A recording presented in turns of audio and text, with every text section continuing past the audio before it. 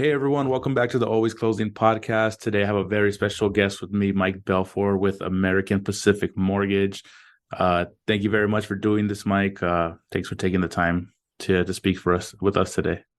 Thank you so much for having me. Seriously, I really appreciate it. Yeah, so for people who may not know you, why don't you give us a little bit of your background and how you got into the industry? Well, I mean, I didn't want to start in this industry. I know a lot of us that work in this industry generally say that. Like, gosh, you know, I knew a lot about real estate or heard about real estate, or maybe I even had family in real estate, but our intentions never really necessarily place us in real estate. I had a different plan for myself. I was in school and really hoping to teach and, kind of coach. And it's funny because, when I was younger, I found an opportunity with the bank, and then that led to working with another mortgage company, which led to another mortgage company. And here I am, nearly 20 years later in this industry, and just blessed as a result. Got to Yeah, work throughout Southern California and Northern California. Yeah, I spent time back in Hawaii when I was there, and got to work in this industry. Got to see the ebbs and flows. Obviously the Great Recession of 2008, and then of course what happened thereafter, and the abundance we had for the last decade. So, yeah, it's been a great, I would say, 2 decades of being able to be blessed in serving our communities in that way. that's awesome. And how exactly did you get into the mortgage industry? It's funny because you mentioned that you were thinking about teaching, and I think two podcasts ago we were interviewing Joseph Limo, who works down here in Southern California, and he was also thinking about going to teaching route. He ended up in the industry, so maybe it's a common theme. Yeah, maybe. I mean, I think it's great because especially with first time homebuyers, even investors or those looking to invest, we understand and start to gain knowledge over time. That almost is like creating a very specialized credential to help encourage people in something that they've never done before. So as we work in this, we get to educate them every step of the way and continue to really encourage their behaviors in real estate or with their mortgage, or the real estate purchases that they may make, whether it's a home that they're living in, or an investment property. I tend to call my clients every few months just to check in. They know to reach out to me if something comes up in the mail, like, hey, Mike, what's his tax bill, for instance, right? And Right. we get those questions often, and it's a great opportunity. I myself got started when I was going to school in San Diego. I went back home to help care for my grandma and spend time with her after my grandfather had passed away. And I was ironically working in Berkeley for Enterprise Rent a Car, and Okay. I had to pick a guy up who needed a rent a car because he's in a wreck the day before. And he's like, "Oh, you got to call my buddy Dan. He manages a branch in Richmond." And I'm like, "Okay, cool. Well, I'll talk to him and see kind of what's going on in this industry." And there I was, 23 years old, and he basically that day gave me an offer saying, I had Nice. 24 hours to return the next day and say if I wanted to do this or not. It was kind of sharkish, if you will. Mhm. But but I got my start there. And some of those that I worked with back then, I'm still in touch with. In fact, one individual in particular is a very good friend of mine, and I've known him for 20 years. And it's been great, because after that, moved to Hawaii and got to work with a lot of FHA and VA home loans before the Great Recession. And as a Great Recession, everyone else that have spent any amount of time in this industry could remember, people are always kind of ward off by the FHA, VA type of home loan. And then, Right. to kind of develop a background in that beforehand just by working over there in Honolulu. And, the rest just kind of took place. And it's funny because I did spend time later on, when I was 30, started serving at my church and teaching Sunday school, and got to have at least some teaching in there to help educate Right. folks, which is awesome. It was good, but, it's interesting. I think teachers really do make great real estate professionals, whether you're mortgage, whether you're real estate, because we're really educating our sphere of influence. And Right. it's a full term, but you're basically bringing something to the table that could encourage people and really just give them a wealth of knowledge so that they can make better decisions for their financial future. That's a great point because just like my friend Joseph, that also wanted to get into teaching, and you just actually before we started recording, you were mentioning a mastermind that you're doing. He also does the same thing. So maybe you just have that teaching gene where, you know what I mean, even though you're in this industry, you want to help others and you still want to teach. and influence other people as well. So that's pretty awesome. It's a leadership thing, I think. Not saying I'm a great leader by any means. I just try to be, right? I aspire to be and continue to refine my own process. But I have a great team that works with me. And my whole thought is if we can better encourage and better serve them so they could be better equipped, it's just going to make us better at the same time. Right. And it's so funny because John Maxwell, one thing that I love that he's always said is, your success is not marked by what you're able to acquire, but can you leave a successor?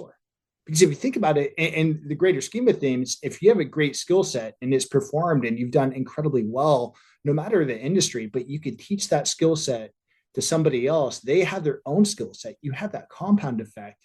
And then they end up more successful than you could be in a lot of cases. And it just helps encourage them. Also, a lot of people really don't know this, but I think it's something I always look towards is when you teach or educate others in anything, you get better at that skill habit yourself, because not only are you That's a good point. Yeah. learner, but as a teacher, you're comprehending it because now you're able to teach something. Right. And you're kind of reteaching yourself as you prepare for these lessons or whatever it is that you're going to teach. I mean, like you mentioned, you got to reteach yourself and know it yourself. 100%. 100%. And it's a refining process. And I think that in itself is really just a blessing for sure. As we continue to be refined in whatever skill we're doing, whatever we're doing to sharpen our axe, if you will, we're just continuing to get that much better and that much sharper at what we do. Awesome. Now, do you do strictly mortgage, or are you also in real estate as well as on the buying and selling side? I do not do the buy sell side. So some people don't know this, but if you work for what we call W-2 HUD approved FHA lender, you can't do real estate at the same time. Got it. Same with us in escrow. If you're in escrow, you cannot do loans or real estate. So yeah. And I have my real estate license. I was with a broker years ago that required me to get my DRE. So I did get my DRE and I renew it just because I never wanted to expire. It's like once I have it, I want to go through the whole process of getting again. Yeah. So just do the CEs every few years as it comes up. And, I just did that last December, in fact, but yeah, I maintained my real estate license for that purpose. But yeah, I haven't bought or sold or acted as an active agent, whether on buy side or as a listing agent ever. Got it. Okay. Let's talk about, since you're on the lending side, about interest rates. I noticed the last rate hike was 50 basis points as opposed to 75. Mm-hmm. Are we starting to see that bell curve at the end where maybe it's going to knock, the next one might only be 50, or might be the last one and we start coming down the opposite way? Or do you still see it being increased a little bit more over the next few months? Great question. Definitely speculation. We know 75 basis points, and we said this back in August. We knew these rate hikes were going to happen.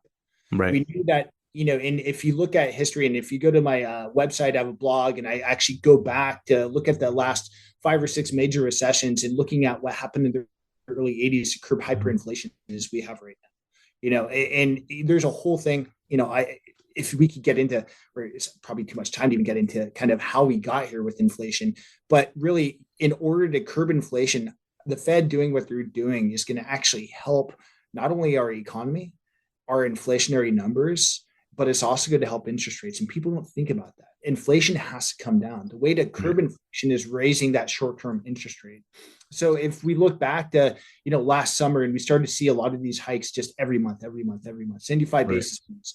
If it would have been 100 basis points, we would have seen inflation probably still continue to be worse. And everybody's saying, well, just rip off the Band-Aid, just do it right now. Right. Well, I get that theory, but it could have caused a lot more harm than good than a gradual 75 basis points as they had done. As we started to see inflation come down, and we did see inflation come down from, I think, 8.1 or 8.2 in October back to 7.8, back to 7.3 with the last consumer price index reading, we're starting to see inflation come back a little bit. The goal is to get to 4%. Normal inflationary numbers, and keep in mind, this is using a 3-year average, is usually, 2 to 3% as a high, but usually 2% is the norm for inflation. So as we see inflation, and the goal is to get back to 4%, they're going to come down. So your point of saying we're at the roller coaster, and Barry Beebe, someone I follow on MBS Highway and someone that I just admire, I think we are getting that top of the roller coaster, if you will, and we're going to start coming down that. And as we come down that, you'll see not only inflation improve, but we'll probably see, of course, interest rates improve as well. And that's where Right. most of us think, second quarter, next year. Some people are very, very bullish in thinking it may have in the interest rate world and saying we'll probably see first quarter interest rates back in the 5% range. But it's more than likely that second quarter next year will have 5% range in interest rates again. And that's due to inflation calming. And of course, with the Fed maybe still raising their rate to help calm it down a little bit. It just depends when we see those month over month and those year over year inflationary numbers. If Right. inflation goes back to 7.5, we could see certainly them raising another 75 basis points. If it continues to get below 7 and it gets below maybe the lower 6% range, we'll probably see a gradual slowdown on how quick they're hiking those Fed rates. Right. Yeah, it's kind of confusing because, you hear that, people are struggling with gas prices and those are going up and down, rates are going up. Yeah. But then you hear sometimes news like, I think a few weeks ago, I heard that Black Friday this year was like the most money that consumers spent in history. So it's like, are people really hurting? What's the inflation problem like that we have? Like, how impactful is it? And I think until people stop spending that kind of money, it's going to prolong this pain that we're going through a little bit.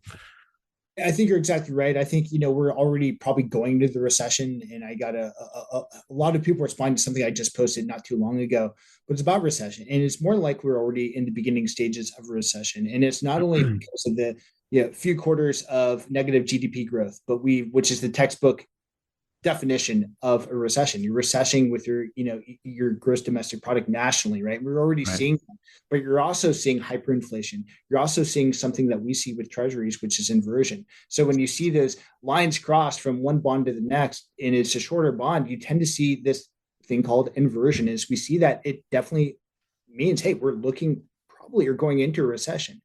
As we go into recessionary periods, it's a beginning stage. People are still employed. The employment numbers are not that bad yet, but as we start to see money tighten, and eventually we'll start to see a cause or an effect of that cause, if you will, thereafter. And I think that's something that's probably forthcoming. People are concerned with real estate, but real estate tends to do very well through recessionary periods. We actually saw that in 2008 and 9. Yeah, we did see a market correction that was huge. We're not seeing, and probably won't see as big as one this time around, but you start to see real estate do well because it's a tangible object that's not going to lose 15 to 20% like something overnight, like as you see with the stock markets or, Right. those sort of equities. It's a little bit more secure because it, of course, it's a tangible item. It's a true commodity. And on that note, I mean, I think it's interesting to note on what you're saying about the holidays and holiday spending on Black Friday. Consumer debt on credit, however, is up 15 to 20%. So people are in these, so it really depends on what news you're looking at. And we're seeing a lot of articles saying, how tight money is. And, these, households are earning 150,000 in the Bay Area, are living paycheck to paycheck now. They're living paycheck to paycheck, but they're charging up their credit cards to make the holiday season or Christmas season a great season regardless. Right. The problem is, of course, they're charging up their credit cards and they're using other debt that's not actual liquid cash, if you will. Right. Yeah. For someone that's in mortgage, I feel like you guys have maybe took a bigger hit this year than most especially because of the refinances. Yeah. What do you do in these types of situations? I know you said you already went through the crisis in 2008. What did you do to adjust yourself in that time? And are you more prepared this time now that we're going into a similar but not nearly as drastic situation? Great question. And that's why I created my mastermind. So I actually got a few guys from other companies, I'm not going to name them, that were really big refinance shops, and they really focus on the refinance. And my goal with them is to teach them what I do. The mortgage industry is not based upon refinances. Refinances, in my opinion, are great because you're benefiting your client, your sphere. And of course, you can do the lead calling and lead buying through refinance applications. But real estate is based upon purchasing property. And people don't realize this, but 30% or so of our state's economy, and of course through the nation even, is based off of real estate transactions. And that's really just a huge sector, right, is housing. And so one thing that I've always done, and this is for the past, since 2008, as you had mentioned, is focused on the purchase side of business. Focus on your relationships, focus on your sphere of influence, your partners, continue to reach out, edify those relationships, continue to encourage those relationships. Now, the refinance market's great. Yeah, I mean, we're all slower, But candidly, I mean, I'm having one of my best years ever because I focused on the purchase market. We're still having an incredible year. Right. And it's because the way to look at it in our industry, in my opinion, and it has always been this way, especially if you want to make it through to the other side, because we have statistics saying that 40% of those that are in our industry will likely not be in the industry next year. But the way to get through it is focus on the relationships that you have and continue to encourage those relationships again with your past clients, your sphere of influence, your prospects that were thinking about purchasing that left the market, re-engage those, reach out to your partners, continue to work and encourage those relationships. They eventually bear fruit because the meat of it is a purchase market. That gravy part, let's talk about mashed potatoes. You have the mash, the gravy is the refinance. Right. Low hanging fruit. And that's something I started to really start to do even fourth quarter 2020 and all throughout 2021 was, again, focus on that purchase market, knowing that this was forthcoming. So I want to dive a little bit deeper into calling your past clients, because I know you mentioned it earlier. You said you call them about every 6 months or so. 3 months. Every 3 months. Okay. So how important is that? And what's some ways that you can re-engage your clients every few months? What's something that people can bring up or reasons to call them every few months? I like to keep notes with a lot of my clients. I know them personally, Right. but I like to keep notes, they know the names of their kids, see how they're doing. I mean, see how the house is doing, if it's the holidays as it is right now, just a quick phone call. Hey, Stephen, just want to say Merry Christmas, Happy Holidays to you. Always here, but just want to wish you and yours an incredible holiday season. Just a quick call to that line, and those are the types of things that I personally do. And it's every 2 to 3 months, just to touch base. You're not trying to sell things, but you're trying to, just encourage those individuals, let them know you're still there. And eventually it continues to bear fruit because they're like, oh, top of mind, Mike follows up with me all the time. Right. And that's really what this whole thing is about. And it goes back to really any coaching program that you have. You could talk about Buffini, you could talk about Mike Ferry, you could talk about the core system in mortgage. The idea is to follow up with people, to continuously re-engage your past clients and prospects. If they wrote you a 5-star review or they're a raving fan, ideally, those are people that really love you. Why not call them and see how they're doing and just check in rather than just treat them as a number or someone that you just closed a transaction for? Yeah, that's a great tip. Let's go into your social media for a little bit, because that's kind of how we discovered you. We started looking into you, started following some of your content, and we're like, I could be a great person to interview because it seems like you're really dedicated to putting out a lot of quality content and providing a lot of value on there. So tell us a little bit about your social media journey and how did you grow to your page to 13,000 followers? Thank you for that, by the way. That's very kind of you to say.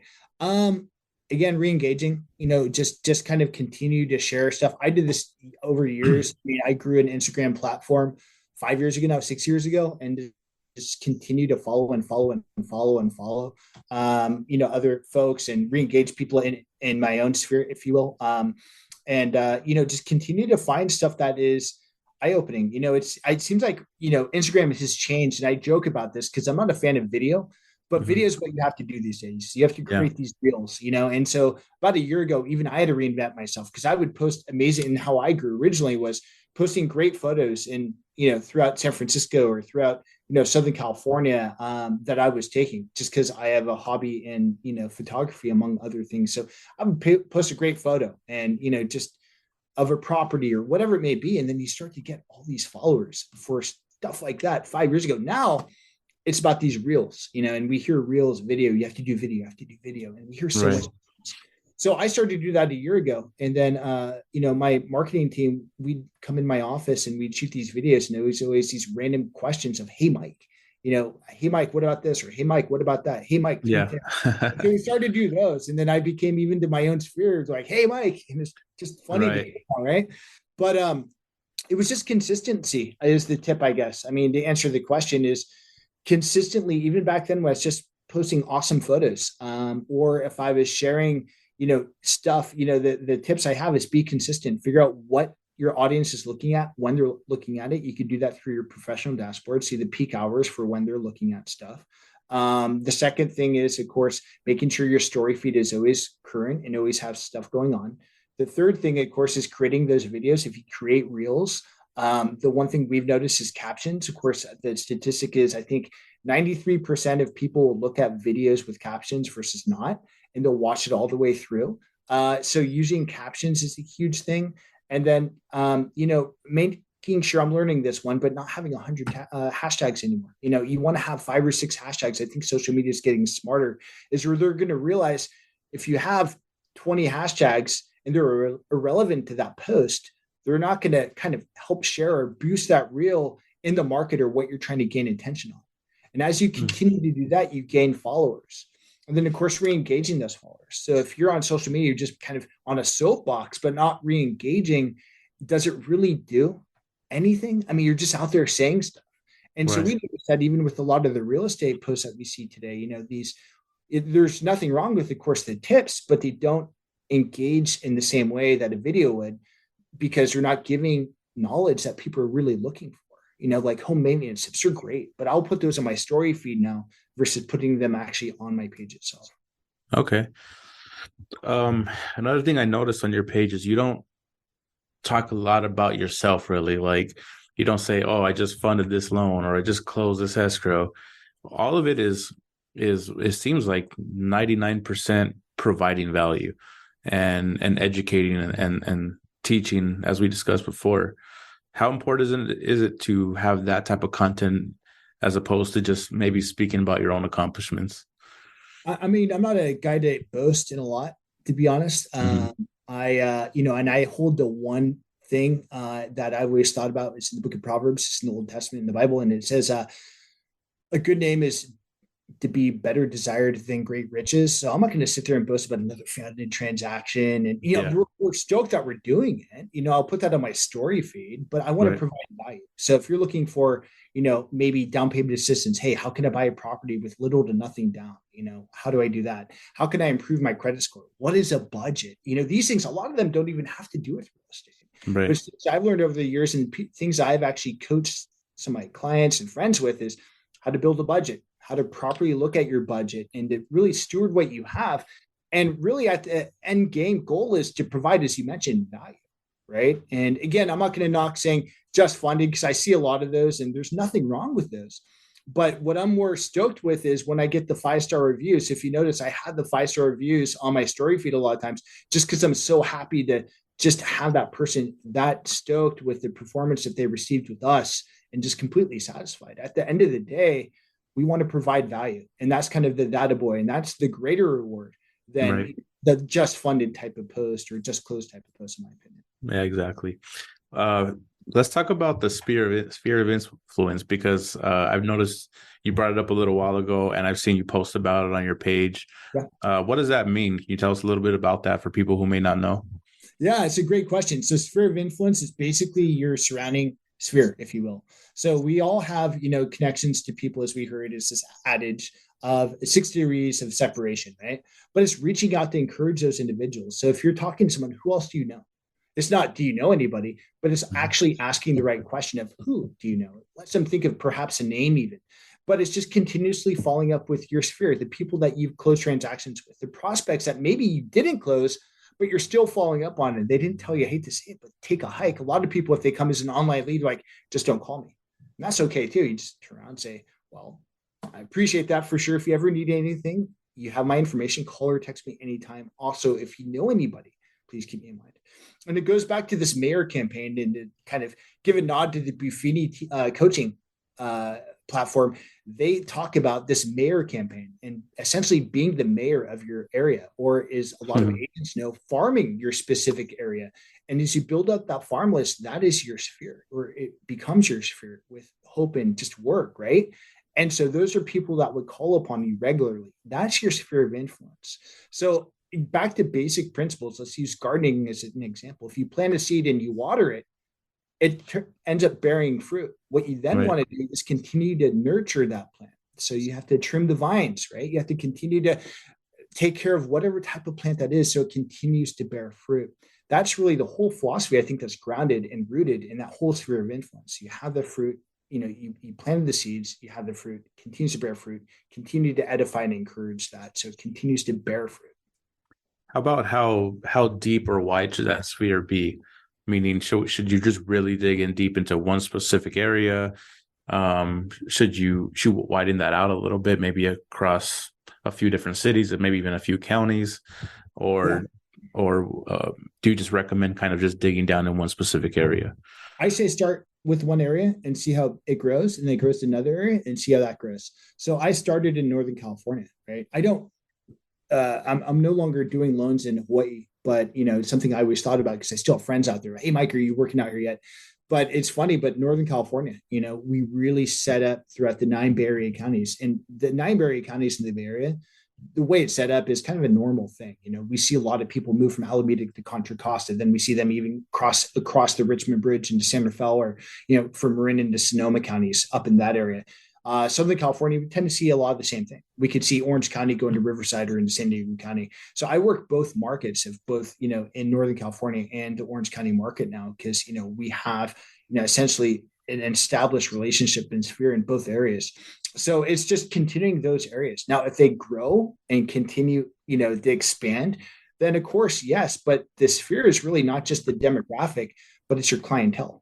So if you have a client that bought way up in Redding, California, right at the California border, call that client, touch base. If you, Right. develop your relationship with maybe the escrow officer or the real estate agent or whoever, had done their insurance, continue to nurture that relationship as well. That's part of your sphere. It's your clients are really your sphere, not just a demographic, as it would be with a real estate agent, but in mortgage, it's really, I think, whoever you dealt with is someone that you should continue to encourage and just answer questions, because usually people always have questions. We always get stuff in email as it pertains towards, what's going on in the market, if it's time to refinance, thought about cash out, I got a tax bill, supplemental tax bill, what is this? And just continue to answer those questions and engage them so they know they can always call upon you. That's awesome advice. This next question is going to be a little bit more for us here, and we always try to ask this question recently. Yeah. But what is it that you look for in an escrow company when working with one? Yeah, great question. Honestly, I mean, someone that's like-minded. And I think that's any real estate agent, any mortgage professional, I think should ask the question, if I refer this individual, do they work with the same sort of behavior and tenacity and integrity that I do? Mhm. And that's really what it comes down to. And I think any agent would say the same thing. If an agent refers a loan officer, or a loan officer would refer an insurance agent or even a realtor, are they going to work with the same sort of tenacity and integrity that would represent how that actual referring party works? Because if I'm referring somebody, I want that person to treat my client the same way that I would treat the client. And that Absolutely. way you hear that, and it's just like, it just creates a better team mentality. So really that's what we look for with anyway. It's just, how responsive are you? How professional are you? Do you take the same care? Right. Where really in our industry, it's like putting their needs before our own to help accomplish the goal of whatever that client may have. Right. A lot of times it comes down to just the basics, like you're mentioning. You don't have to do anything extravagant, but really just provide really good quality service. And I feel like that's what everybody's looking for in this industry. Like you mentioned, just the simple thing of just answering the phone when someone calls, getting back to people in a timely manner. Even those little things make a huge difference nowadays. 100%. The one thing that I'm known for, and a little trick that I would share with anybody, is be constant with your follow up. You could post all you want on social media. You could Right. create TikTok, sorry, TikTok videos until you're like blue in the face, and just always create great content. Yeah. But if you're not following up and actually making the dial to connect with people on a one-on-one type of basis, Right. then really it's not as effective. I hate to say it. It's got to be a mixture of the both items. And I think that's where it's so important to make the dials. If you can get coffee with an individual or grab lunch, or if you're in the area, drop by and just say, hey, I'm in your area. If I drop by just to say, hey, I mean, these are old school practices, but they've always stood the test of time. If we didn't have social media today, that's what we'd be talking more about rather than Right. social media. I'm a big person on social media, getting out there, making videos. I always try to push everyone to do it, because I know a lot of people that are successful are doing that. But I've also at the same time will always say that this industry is always going to be a one-on-one industry. And I agree with you. As much as you want to make videos or put yourself out there that way, you have to get out and talk to people. So that's a great point.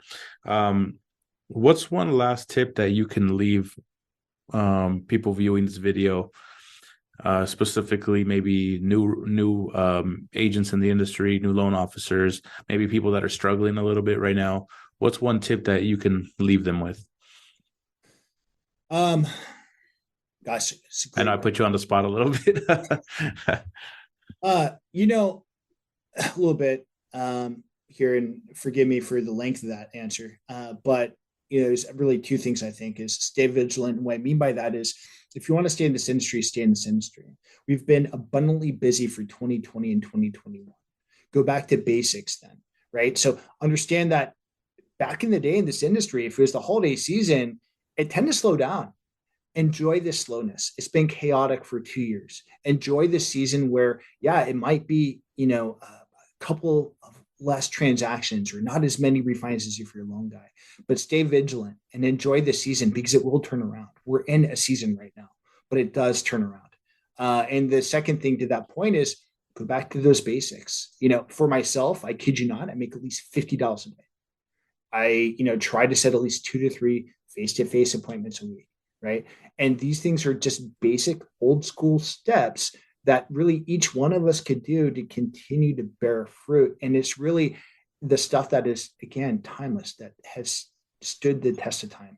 But remember, this is a course in industry that is trivial and it does move in cycles. We happen to be in a seismic shift now. It's more than likely it is going to turn around sooner than we think. So enjoy the season if you want to stay in it. And again, just stay vigilant. That's great advice, because around here, I mean, and I'm sure too, around the holidays is when it slows down, Yeah. and it's hard to accept that every year. If you're like, something's going wrong, but then you tell yourself, you know what?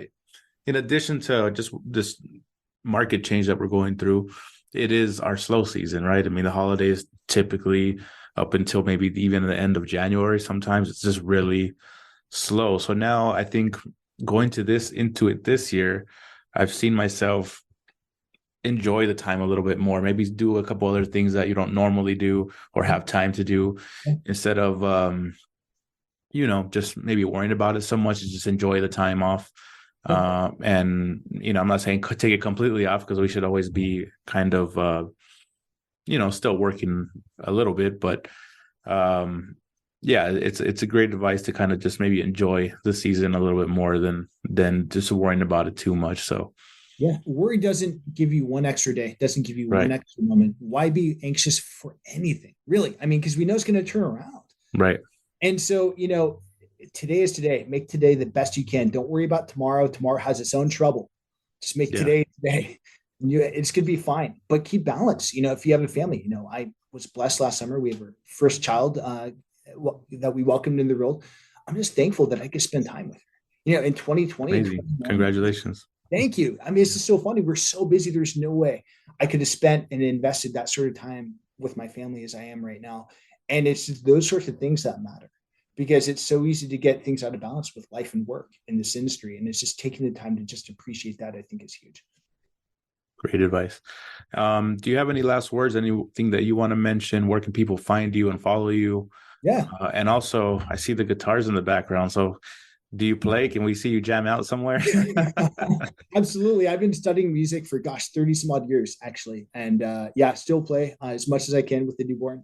Play songs for her more than anything right now. All genres over the years, but definitely. I mean, you can find me, mikebelfor.com is my website. You can check out the blog there. I did a few videos over, market analysis last couple of years that I think may be helpful for a lot of people. And then on Instagram at mike.belfor, and same thing on Facebook and LinkedIn. So always here. And, anybody that watches this, if you have any questions about the market, anything that I see, any technical thoughts, or just to pick my brain, I'm an open book, really. I mean, and I enjoy, answering those questions and going over them best I can as well. Awesome. Well, thank you so much, Mike. I appreciate you opening yourself up. for more questions if people want to reach out to you. And I really thank you for your time today and doing this interview. I think people are going to get a lot of value out of what you talked about. So thank you once again. And well, hopefully we could do this again soon sometime. Yeah, man. Seriously, thank you so much for having me. Would love to do it again. Blessed by you, brother. So, yeah, thank you again for the opportunity. Thank you, Mike. Have a good one. And thank you to everybody that's watching the Always Closing podcast. Please like the video, subscribe to us on YouTube. It'll help us do more of these. And thanks again, Mike. We'll talk soon. Absolutely. Thank you. Bye-bye, everyone.